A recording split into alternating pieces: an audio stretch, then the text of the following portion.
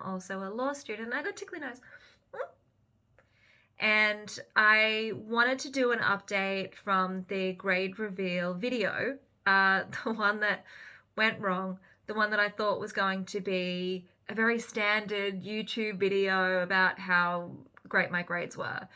But I want to talk about why I shared that video, why I thought it was really important.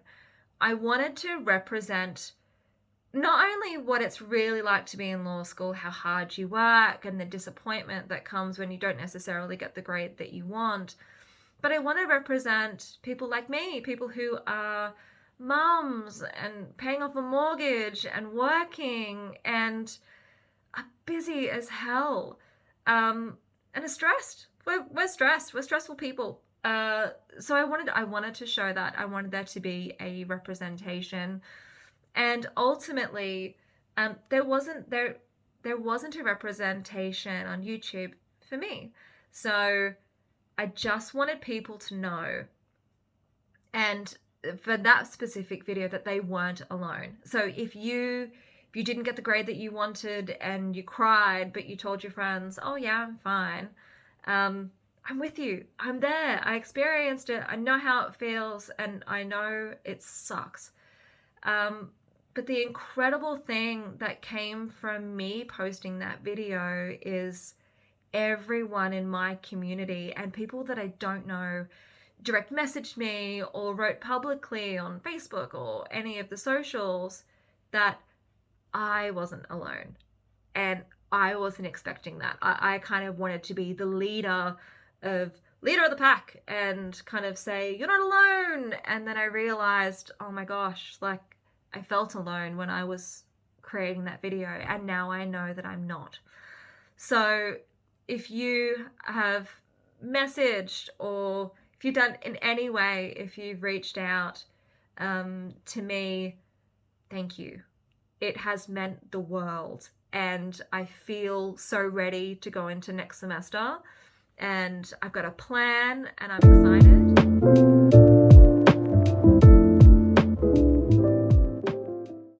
And the other update is that I spoke with one of the unit coordinators for constitutional law. This one was devastating because, and there's a big learning nugget in this. Yep, learning nugget is now my term. Sometimes when you are trying to prove something in criminal or a civil case, there are tests, like a test for causation. And it's almost like a little website tree. It's almost like you have 5 that can either be indicators or solid rules. So there are 5 things that you need to prove. And if one of them isn't successful, then the whole case will fall over. Or it could be an indicator or an indicia. So let's say 5 of them, if 2 of them were indicators that it's not that it would fail, but the other 3 are, then on the balance of probabilities, it's probable that it could be proved or the case would go through. So in law school, they do this lovely thing, and I bet you they don't do it in medicine. You might be in a lecture for 1 hour, and they'll spend the first 45 minutes or first half hour talking to you about a test. And they don't say, "Here's the history of the test, so ignore everything we're about to say and only focus on the last 15 minutes. They just say, "Here's the test." And they were going through the test in the first 15 minutes. And then they say, but Selina, the test changed in 1996. And it changed to this.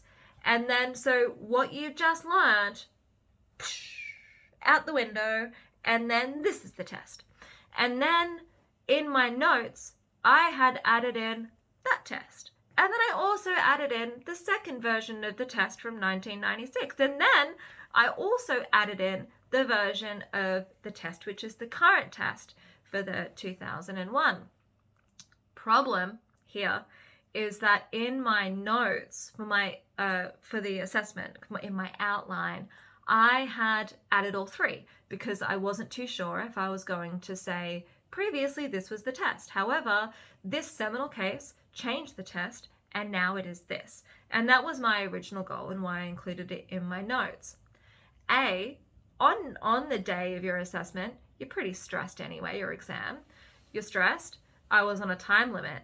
And I also still have to I've still got to bath the kids. I've still got to be a mum during those times.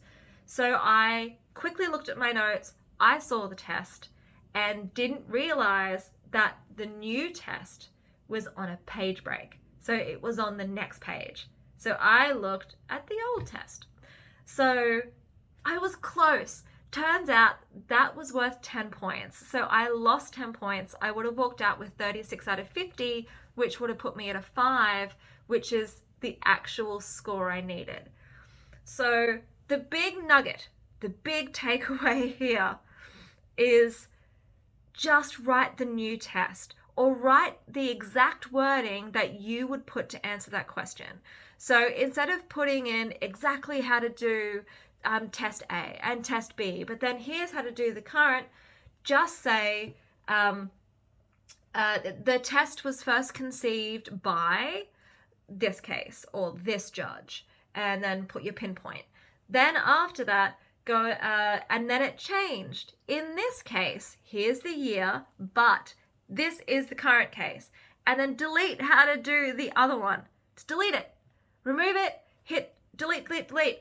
Or put a massive highlighter around the real one. Or for me, I'm going to put giant arrows everywhere to be like, ignore this, look at this. So I was close and I cried. I'm a crier. I cry when I'm happy. I'm very emotional, but I cried. So if you take anything out of this update video, that's it. I'm happy. I'm okay.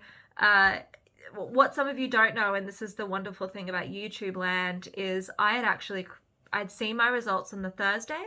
I was pretty sad and depressed on the Friday. I'd only told 1 or 2 people. And then after a beautiful weekend with my family, on Sunday night, I did the edit and then I did the release on the Monday. So I had time, and I had time to consider whether I wanted everyone to see that, just to see how sad I was, and the shock and the devastation and disappointment, and also the natural wanting to beat yourself up. I think even in the video I was like, oh gosh, I'm stupid, and then I kind of fought myself back and realized that that wasn't the video I wanted to create. I wanted to create the video that says, yeah, like you might have flubbed this one, but the next one you would have learnt something. But yeah, in a nutshell, I had time. And I had made the decision to go ahead and release it, and it's by far the best decision I've made. So thank you everyone for supporting my journey. The rest of my content hopefully is just, hey, here's what's in my school bag. Or here's how to read a case. But thank you for being on this journey with me. I love you all. So make sure you comment and subscribe to make sure that you stay on this journey with me. Bye guys, thank you so much.